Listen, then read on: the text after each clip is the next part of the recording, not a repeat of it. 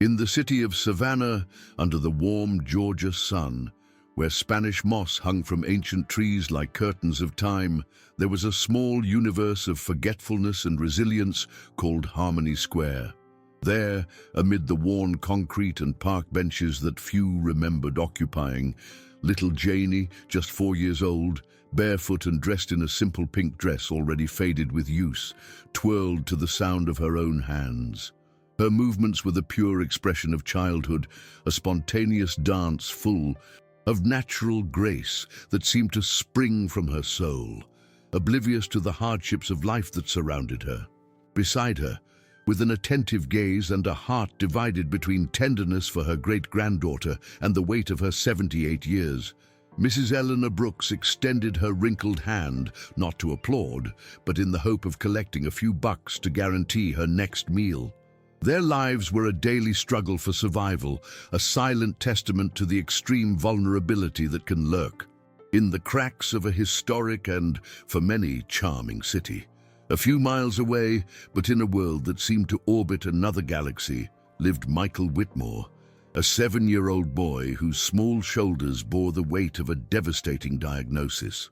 The only child of technology magnate Benjamin Whitmore, whose Atlanta company was redefining the digital future, Michael lived in a mansion where luxury and state-of-the-art medical care were as abundant as the quiet sadness that filled the hallways. A rare, progressive muscular dystrophy had confined him to a wheelchair since he was 5, and with his mobility came his joy. The once curious and talkative boy had sunk into a deep apathy, an emotional cocoon that isolated him from the world, from expensive toys, from the failed attempts of therapists, and from the increasingly hopeless gaze of his father. Benjamin, a man accustomed to ruling empires and setting trends, felt powerless in the face of that silent suffering, the pain of his wife's absence, who had not borne the burden of their son's illness, added to the anguish of seeing Michael wither emotionally every day. On that specific day, destiny, with its invisible and sometimes cruel, but also surprisingly generous threads, began to weave a new pattern in the lives of those souls. The Whitmore's luxury car, an imported model whose shine contrasted with the simplicity of the older urban landscape, glided through the streets of Savannah. Benjamin had decided, on an almost desperate impulse, to take Michael for a different ride, far from the sterile environments of the clinics and the empty opulence of the mansion, seeking any stimulus, however small, that could rekindle a spark in his son's lost gaze. The housekeeper, Mrs. Davis, accompanied them in the front seat, her expression also full of contained concern, while Michael, in his adapted wheelchair inside the vehicle, remained aloof, his eyes fixed on some point beyond the window, lost in his own private labyrinth of silence and resignation. The city passed by him like a meaningless blur, yet another setting for his passive sadness. It was when crossing Harmony Square, that almost forgotten square that most of Savannah's wealthy residents would probably not even notice, that the improbable happened. Among the trees and empty benches, a small pink figure twirled with contagious energy. It was Janie in her daily dance, oblivious to the world, her bare feet marking the rhythm on the concrete floor, the palms of her hands creating her own private orchestra. Her fine blonde hair flew with the movement, and a genuine smile lit up her childlike face. To any other hurried passerby, it would have been just a picturesque, perhaps sad scene of urban poverty. But to Michael Whitmore, that glimpse of the dancing girl was like a switch being flicked somewhere deep in his dormant soul. For the first time in months, perhaps years, a trace of genuine curiosity appeared in his eyes, and to Benjamin and Mrs. Davis's astonishment, a faint, almost imperceptible smile began to form at the corners of his lips. Benjamin, noticing the sudden change in his son's expression, felt his heart leap with hope. "Stop the car," he urged the driver, his voice a little choked with pent-up emotion. The vehicle came to a gentle stop near the square. Michael kept his eyes fixed on Janie, who, noticing the stopped car and the curious glances, was not intimidated. On the contrary, with the disarming spontaneity of childhood, she intensified her twirling as if to share her joy with these new spectators. Benjamin watched the scene, torn between surprise and a tenderness he had not felt for a long time. It was as if the vitality of that little girl, so full of life despite her apparent poverty, had managed to pierce the thick layer of apathy that enveloped Michael. He took his cell phone out of his pocket in an impulse to record that moment, that spark of interest in his son's eyes, without imagining the consequences that such a simple act would have. Mrs. Eleanor Brooks, who was sitting on a nearby bench, watched the interaction with a mixture of caution and secret hope. She saw the wealth stamped on the car and the clothes of its occupants, and feared that her little Janie might somehow bother or be misinterpreted. But when she saw the smile on the face of the boy in the wheelchair, a smile that seemed so rare and precious, her great-grandmother's heart softened. Janie, in turn, without any social filter or notion of the invisible barriers that separate such different worlds, approached the parked car, her little eyes shining with curiosity. She did not see the wheelchair as an impediment, nor the wealth as a distance. He saw only one other boy, and in his childhood universe, boys existed to play. "Do you want to dance?" she asked Michael, her voice sweet and clear, extending her little hands dirty with dirt, but full of a sincere invitation. Janie's invitation hung in, the air charged with a disconcerting purity. Michael, who had refused any kind of interaction for so long, looked at the girl's outstretched hands, and, to everyone's surprise, especially his father's, a different light appeared in his eyes. It was no longer just curiosity, it was a shy hesitation, an almost forgotten desire to connect. Benjamin, with bated breath, saw his son slowly raise one of his hands, the fingers, previously inert with apathy, trying out a trembling movement. Janie, noticing the attempt, smiled even more and began to move her own hands in time to an imaginary melody, encouraging him. "With your hands," she exclaimed, as if that were the most natural form of dance in the world. And Michael, overcoming an invisible barrier that seemed insurmountable, began to follow her movements with his fingers, then with his fists, and soon his arms, previously heavy and lifeless, were floating in the air in an awkward but immensely meaningful choreography. Benjamin Whitmore felt hot tears run down his face as he witnessed that scene. It was more than a simple movement. It was life pulsing again in his son, a spark of genuine joy that he had not seen since before his diagnosis. Little Janie, with her innocence and her improvised dance, had achieved in a few minutes what months of expensive therapies and renowned specialists had not achieved. She had brought Michael back, even if for an instant, even if only with the movement of her hands. Mrs. Davis, next, to the driver, also cried silently, moved by the purity of that encounter. Benjamin's cell phone continued recording, capturing not only the dance of the hands, but the transformation in Michael's eyes, the light that shone again on his pale face.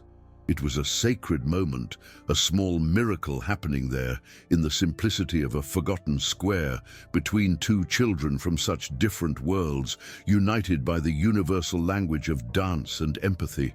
When the improvised dance ended, an emotional silence settled over the car. Michael was still smiling, a fragile but real smile, his eyes fixed on Janie, who was clapping her hands, happy with her new dance partner. Benjamin, composing himself as best he could, felt immense gratitude for that little girl. He got out of the car and approached Mrs. Eleanor, who was watching everything with silent dignity.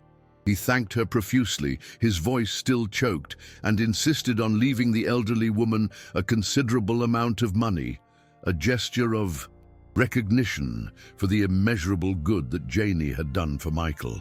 Mrs. Eleanor, although initially hesitant to accept such generosity, ended up giving in to the businessman's sincerity. thinking of the relief that the money would bring to her most urgent needs. They exchanged few words, but a deep understanding seemed to be established between the wealthy man and the woman who had been marked by life. Before leaving, Benjamin promised himself that he would find a way to help those two in a more consistent way. What Benjamin did not imagine was that his personal assistant in Atlanta, an ambitious young woman who was somewhat careless with other people's privacy, upon receiving the video file that he had sent her as a personal and emotional record, would see it as an opportunity to humanize the image of her boss. Without any authorization, she briefly edited the images, added an emotional song, and posted the video on the company's social networks, with a caption that talked about inspiring encounters. Within hours, the video of the street dancer girl and the rich boy in the wheelchair exploded on the internet. Millions of views, shares, and comments flooded the web, turning Janie and Michael into instant viral sensations. Most reactions were of emotion and admiration for the purity of that moment, but the viralization, like a double-edged sword, would soon bring dark and unexpected consequences for the most vulnerable in that story. In Harmony Square, the lives of Janie and Mrs. Eleanor changed overnight, but not in the way one might expect from a modern fairy tale. The sudden notoriety, instead of bringing help or relief, attracted the envy and greed of other homeless people and opportunistic figures who frequented the square. Rumors began to circulate that the dancing girl and her great-grandmother had received a fortune from the rich man in the video, and that they were hiding money. The looks of admiration that Janie had previously received from some passers-by turned into covetous and threatening looks. Mrs. Eleanor, sensing the imminent danger, tried to protect her great-granddaughter, keeping her closer to her, but the hostility in the environment was growing and palpable. The small refuge that the square had once represented, despite all the difficulties, was becoming a dangerous place. The situation reached a critical point one cold, dark night. While Mrs. Eleanor slept, clutching the small purse where she kept the money that Benjamin had given her and her few belongings, a group of vandals driven by envy and the false belief that she was hiding a large sum, brutally attacked her. They stole everything she had, the money, some old documents, a small ragged blanket, and worst of all, the little sense of security that she still had.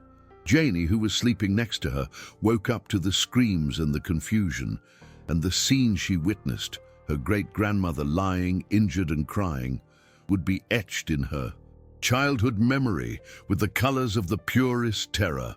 Frightened, injured and penniless, Mrs. Eleanor made the most difficult decision. They had to flee from there, from that place that now represented only fear and violence. Then began a new and painful pilgrimage for the elderly woman and her little great-granddaughter. They wandered the streets of Savannah, seeking shelter in the awnings of closed stores and in stairwells, always afraid, always hungry. The cold, damp nights began to take their toll on Mrs. Eleanor's already fragile health. A dry, persistent cough settled in her chest, accompanied by a fever and a fatigue that made her stagger. Janie, despite her young age, demonstrated a touching resilience and care, trying to warm her great-grandmother with her small body, singing soft songs to calm her during her coughing fits. It was a painful reversal of roles, the child caring for the adult, both victims of a cruelty they could not understand. The city, once the scene of Janie's joyful dance, now showed itself to be a hostile labyrinth, indifferent to their suffering. It was on one of these desperate nights, when Mrs. Eleanor could barely stand due to a high fever, that an unexpected figure appeared in their path. Laura Jensen, a lonely, widowed, retired dance teacher, was returning to her small apartment in Midtown after visiting a friend. When she saw the scene of the elderly woman, clearly ill, supported by a little girl with frightened eyes, her heart, which in recent years had become somewhat hardened by loneliness and the loss of her husband, felt a pang of compassion.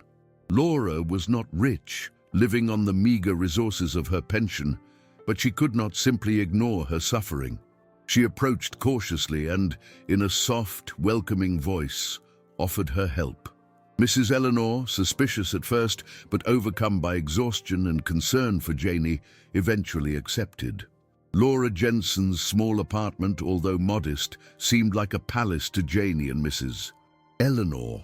There was a soft sofa where the elderly woman could finally rest, a bathroom with hot water, and most important, the feeling of security that they had not experienced in days. Laura, with surprising dedication, cared for Mrs. Eleanor as best she could, using her first aid skills and sharing the few medications she had at home. She prepared a warm broth, gave Janie clean clothes, and improvised a bed for them both in her living room.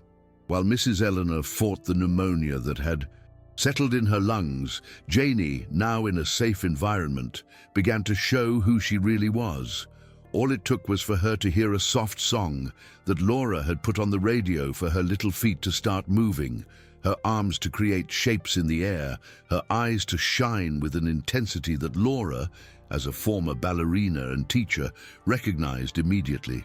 Laura Jensen was absolutely mesmerized as she watched Janie dance in her small room. These were not rehearsed steps of classical ballet or any other formal technique. It was pure emotion translated into movement. The little girl seemed to float, each gesture charged with an expressiveness that went far beyond her 4 years of age. There was an innate musicality, an instinctive understanding of rhythm and space, and an ability to convey feelings, joy, sadness, hope, through the body that Laura had rarely seen, even in her most talented students. It was a raw gift, a diamond in need of polishing, but whose brilliance was already blinding. In That Little Street Dancer, Laura saw not just a child in need of help, but the embodiment of art in its purest, most visceral form. A forgotten purpose began to awaken within the retired teacher. Meanwhile, across town, in the Whitmore's sumptuous mansion, little Michael sank deeper into his state of apathy. The brief joy that meeting Janie had brought him had faded, giving way to a longing and frustration that he could not verbalize, but which manifested itself in his even more vehement refusal to interact or participate in therapy. The only thing that seemed to bring the boy any comfort was watching, over and over, the video his father had recorded in the square. He would ask the housekeeper to put the video on the tablet, and his eyes, usually empty, would gain an ephemeral glow as he saw Janie dancing again, as he remembered the sensation of his own fingers moving in response to her invitation. The absence of the little dancer was devastating to him, as if a vital light had been extinguished. Benjamin Whitmore, alarmed by the regression in his son's emotional state, felt guilt and despair eating away at his insides. He bitterly regretted not having gathered more information about Janie and his great-grandmother that day, not having acted more quickly to offer concrete help before they disappeared. The viralization of the video, which his assistant had confessed to posting without his permission, and which had cost him his job, now seemed like a curse. Determined to find the girl who had brought a smile to Michael's face, Benjamin mobilized all his resources. He hired top private investigators, offered rewards for information, and personally searched Savannah shelters, hospitals, and police stations. But Janie and Mrs. Eleanor seemed to have evaporated, swallowed up by the invisible vastness of urban poverty. Each day without news was another nail in the coffin of the father's anguish. Days turned into weeks, and the search for Janie and Mrs. Eleanor yielded no results. Michael remained listless, and Benjamin felt increasingly helpless. It was then that Michael's physical therapist, Dr. Ramirez, a sensitive and attentive professional, suggested a different approach. Noticing the boy's fixation on the video and the importance of that encounter in the square, she suggested that they take Michael back to Harmony Square. The idea was to try to stimulate some positive emotional memory, to reconnect the boy with that moment of joy, even though little Janie was no longer there. Benjamin, grasping at any ray of hope, immediately agreed. So, on a sunny afternoon, very similar to that of their first meeting, the Whitmore's car, accompanied by Dr. Ramirez and the housekeeper, Mrs. Davis, headed once more to that forgotten square, everyone's hearts tightening with an almost painful anticipation. Coincidences, or perhaps the whims of fate, have these things. That same afternoon, little Janie, feeling an immense longing for her old stage, had convinced Laura Jensen to take her to Harmony Square.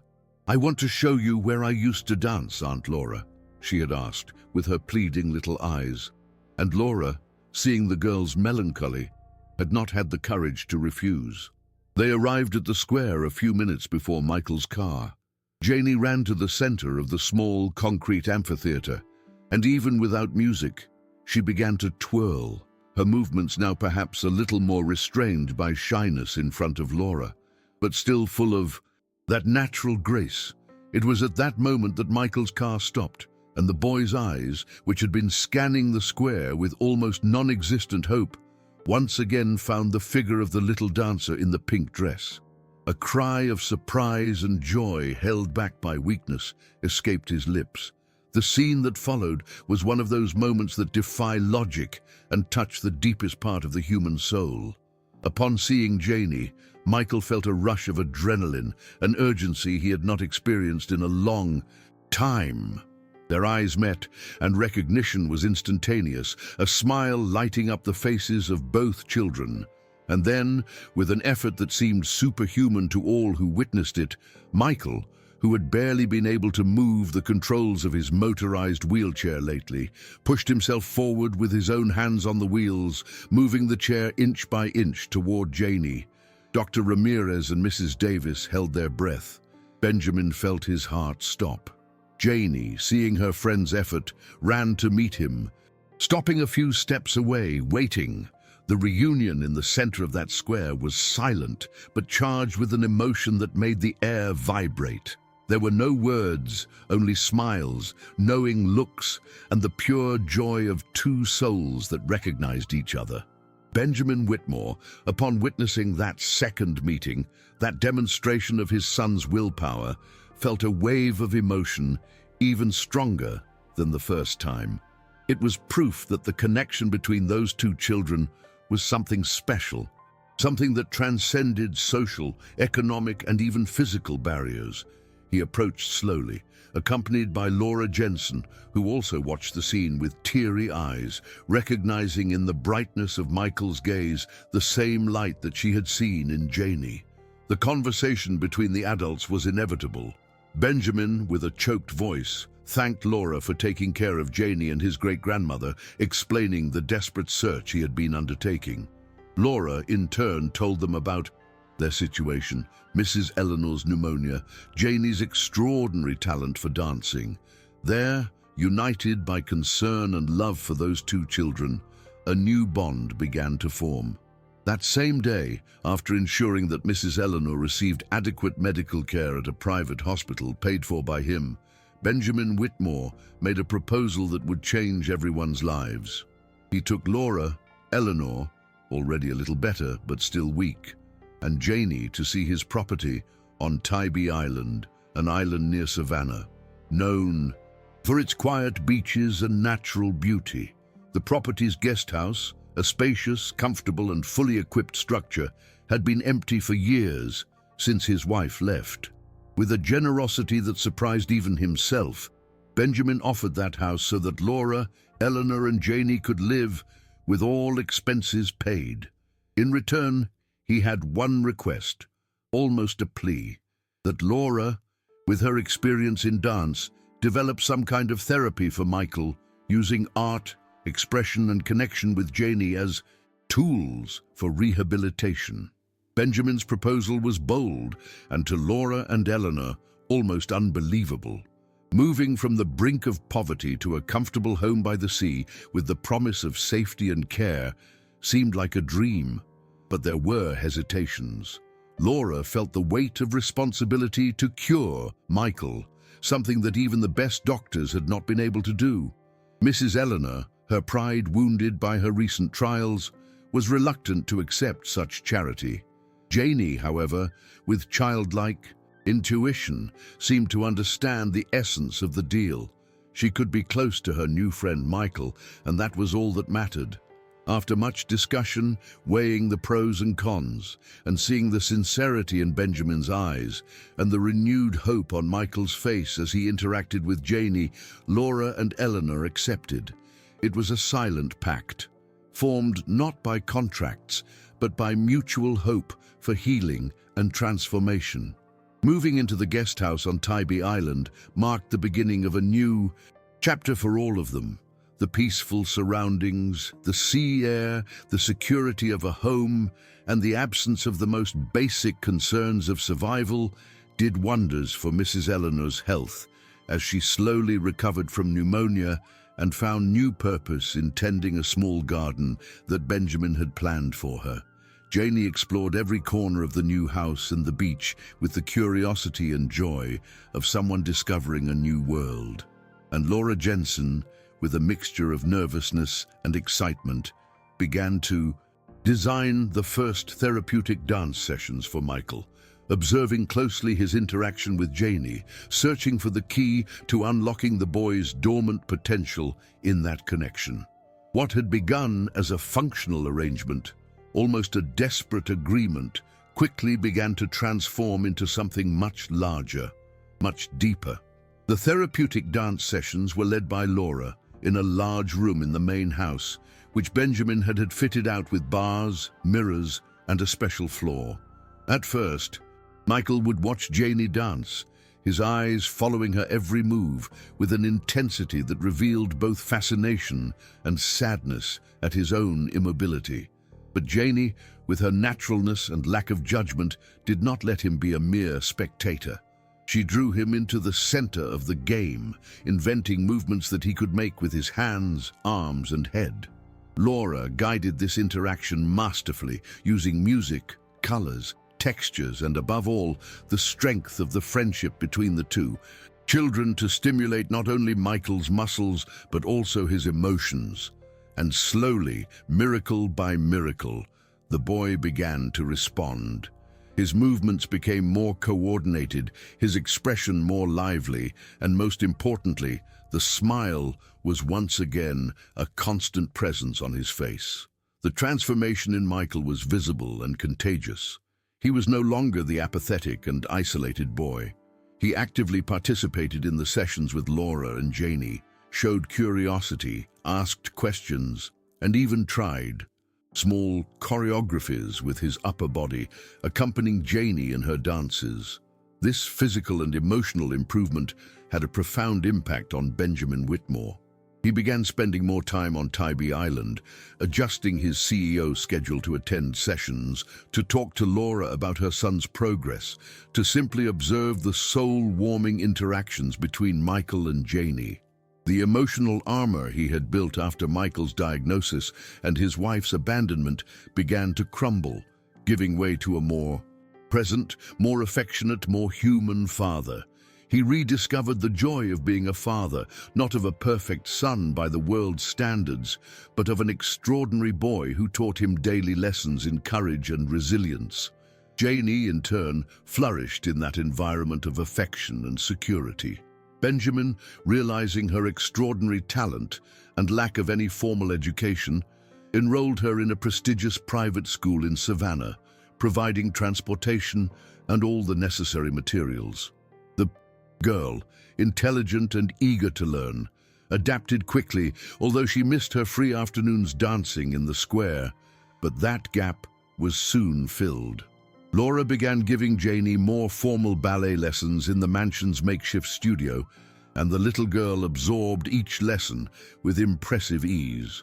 Her afternoons were divided between learning ballet technique and therapeutic dance sessions with Michael, where her spontaneity and ability to connect emotionally continued to be her friend's main healing tool. Between the discipline of ballet and the freedom of expressive dance, a complete artist was formed there. The daily coexistence between these people from such different backgrounds, brought together by such unlikely circumstances, began to shape a new family dynamic, unconventional but deeply true. Mrs. Eleanor, with her simple wisdom and great-grandmotherly affection, became a maternal figure for everyone, tending the garden with a love that was reflected in the beauty of the flowers, preparing delicacies that recalled a forgotten childhood, and telling stories that enchanted both Janie and Michael. Laura rediscovered her purpose as a teacher and mentor, seeing her knowledge of dance gain a new therapeutic and transformative dimension. Benjamin was learning to balance the hardships of the business world with the softness of emotional relationships. And the two children, Janie and Michael, were the epicenter of that transformation, the link that united all those hearts in a silent pact of love, care, and hope. It was an unlikely family, forged in pain, but cemented by the joy of a new beginning. The success of the intuitive and affectionate method developed by Laura, combined with Michael's visible recovery and Janie's extraordinary talent, began to attract the attention of other health professionals who were following the boys' case. Dr. Ramirez, the physical therapist, was amazed at the advances that therapeutic dance was providing, advances that traditional medicine alone had not been able to achieve so effectively. Benjamin Whitmore, realizing the potential of what was happening in his own home, saw an opportunity to transform his personal pain and that of his son into something bigger, something that could benefit other children and families who faced similar challenges. The idea of creating an institution dedicated to these expressive therapies began to take shape in his mind, not as a business project, but as a life mission. With the same determination and vast resources that he used in his technological ventures, Benjamin set about creating the Whitmore Center for Expressive Therapies. The center would be a non-profit institution dedicated to the research and application of therapies based on art, dance, and body expression for the rehabilitation of children with physical and emotional disabilities. He assembled a team of architects to design an inspiring and fully accessible space, invited the best experts to form the advisory board, and of course invited Laura Jensen to be the educational director and the main developer of the therapeutic programs. Everyone was fully involved. Mrs. Eleanor already saw herself as the grandmother of all the future children at the center. Janie dreamed of being able to dance with them, and Michael, with renewed enthusiasm, participated in discussions about the needs of future patients, offering his unique perspective. Months later, the Whitmore Center for Expressive Therapies opened its doors in Savannah with a grand opening event that brought together authorities, philanthropists, families of children with special needs, and the entire community that had been moved by Janie and Michael's story, now widely known, but in a positive and inspiring way, thanks to Benjamin's new approach to the media. The center was a place of beauty and hope, with large, bright rooms, sensory gardens, and a multidisciplinary team passionate about the cause. During the ceremony, after emotional speeches by Benjamin and Laura, something that no one expected, except perhaps little Janie and her closest team, happened and left the audience in complete silence, followed by a collective sigh of pure emotion. Michael Whitmore, who was watching everything from his wheelchair on stage next to Janie, exchanged a knowing look with her. The little girl, with an encouraging smile, held out her hands to him. And then, in front of hundreds of people, Michael, leaning on his friends, strength and a determination that seemed to emanate from every fiber of his being, planted his feet on the ground and slowly, with visible but triumphant effort, rose from his wheelchair. The audience held its breath, and he took a step, then another. 2 shaky but firm steps toward Janie, who held him with a mixture of gentleness and strength. It was not a long walk, nor an elaborate dance. It was just 2 steps. But in those 2 steps were contained years of struggle, of pain, of hope, and, above all, the transformative power of an unlikely friendship and a belief in human potential. Tears streamed freely down the faces of the audience, and the applause that followed echoed as a tribute to resilience and courage. That moment, Michael's 2 steps, became the symbol of the Whitmore Center. More than any clinical breakthrough documented in medical records, she was the embodiment of hope, overcoming obstacles, and the philosophy that healing goes far beyond the physical body, reaching the soul and spirit. The center quickly became a national reference in integrative therapies. Children from all over the country came in search of this method that combined science, art, and affection in such a unique way. Laura Jensen, as director, imprinted her passion and vast experience on each program, on every detail of the reception. Mrs. Eleanor, with her sweet manner and her homemade cakes, became the caring figure who welcomed the families, offering a friendly shoulder and words of comfort, a true grandmother to all the little patients who came through there. Janie, the little ballerina from Harmony Square, continued to charm everyone. She divided her time between formal ballet classes, where her raw talent was masterfully honed, and her voluntary participation in the center. She did not teach dance steps to the other children. She shared her soul through movement, inviting each of them with their limitations and potential to find their own way of expressing themselves, of freeing themselves through dance. She became known as the girl who dances with her soul, a beacon of inspiration and empathy for all who had the privilege of crossing her path. Her friendship with Michael remained the pillar of their lives, a pure and unshakable connection that served as an example and motivation for the other children at the center. Benjamin Whitmore also found redemption and a new purpose. The tycoon, once seen as impenetrable and focused only on profits, transformed his public image and, more importantly, his essence. He channeled much of his fortune and influence into social projects focused on inclusion, accessibility, and the development of new therapies. He became a committed philanthropist, a passionate advocate for the cause of children with disabilities, using his own story and that of his son as a testament to the power of hope and the importance of investing in human potential. The relationship with Michael deepened in a way he had never imagined, built on a solid foundation of mutual admiration, companionship, and a love that had overcome the toughest trials. He had finally understood that the greatest legacy he could leave was not in the balance sheets of his company, but in the lives he had helped to transform.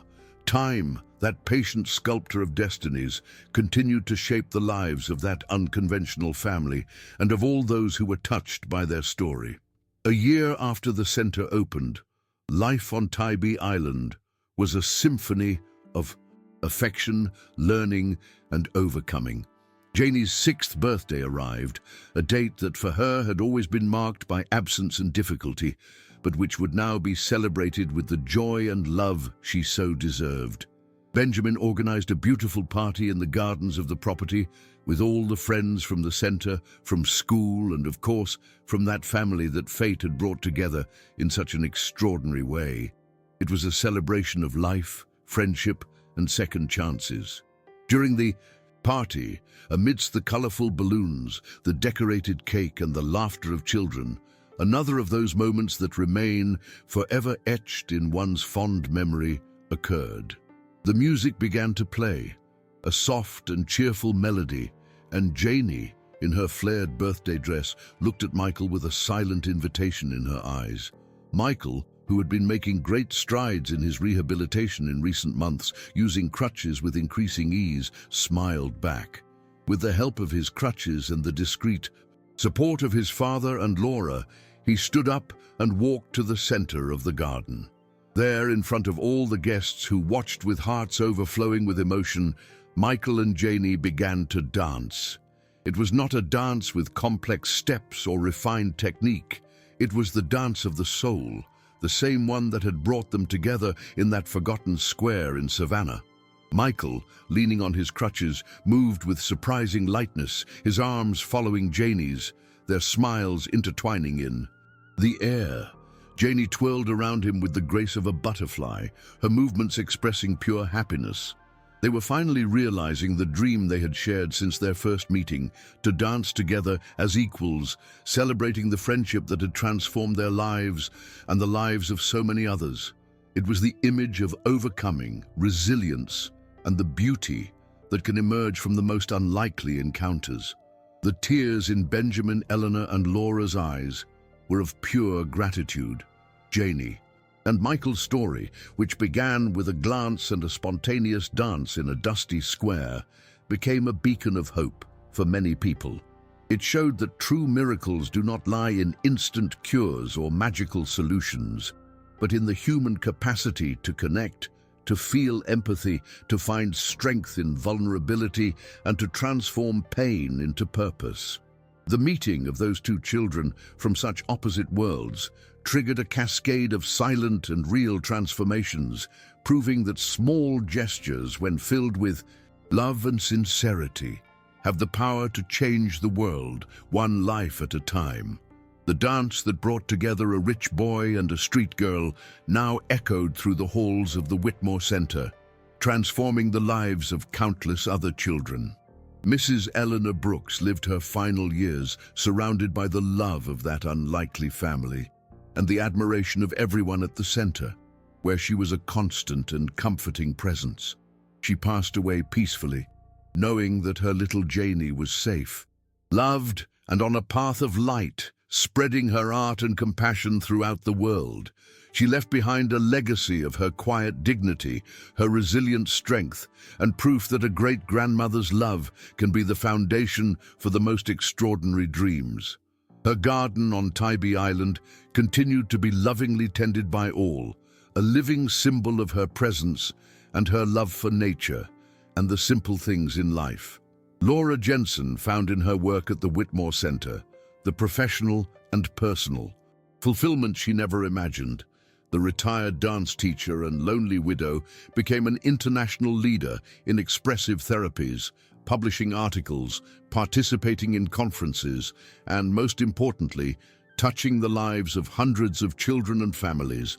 But his greatest joy continued to be closely following the development of Janie, his brightest pupil, and witnessing the willpower of Michael, the boy who had taught him that the limits of the body can be overcome by the strength of the spirit and the magic of art. She proved that it is never too late to reinvent yourself and to find a new purpose that makes the heart sing. Benjamin Whitmore, the CEO, once consumed by work and pain, became an example of how adversity can be the catalyst for profound personal transformation. He learned to prioritize what really matters, to value human relationships above material goods, and to use his influence and resources to build a more inclusive and supportive world. His relationship with Michael became the pillar of his life, a source of learning and unconditional love, and he never forgot little Janie, the girl who, with her pure dance and generous heart, had broken the barriers of his world and shown him the way back to his own humanity. The Whitmore Center was his greatest pride, the legacy of a journey of pain, discovery, and redemption. Janie and Michael grew up together, their friendship deepening and transforming over the years, but always maintaining the pure and magical essence of their first meeting. Janie became a renowned ballerina, but she never abandoned her volunteer work at the center, inspiring new generations of children to find their voice through dance. Michael, although muscular dystrophy continued to be a challenge, overcame many of his physical limitations, graduated from college, and went on to work alongside his father at the foundation, dedicating his life to defending the rights and promoting the inclusion of people with disabilities. They were living proof that the connections we make, no matter how unexpected, can define who we become. And so, the dance that began so simply and spontaneously in a forgotten square in Savannah continued to echo, not only on the stages or in the hallways of the Whitmore Center, but in the hearts of all those who were touched by that story. A story that reminds us that the true magic of life lies in unlikely encounters, in the strength of empathy and the ability to transform pain into dance, silence into song, and hopelessness into a future where every step, no matter how small, can be a miracle. Life, with its contrasts and surprises, followed its flow, proving that sometimes it is the most different souls that fit together in the most perfect way.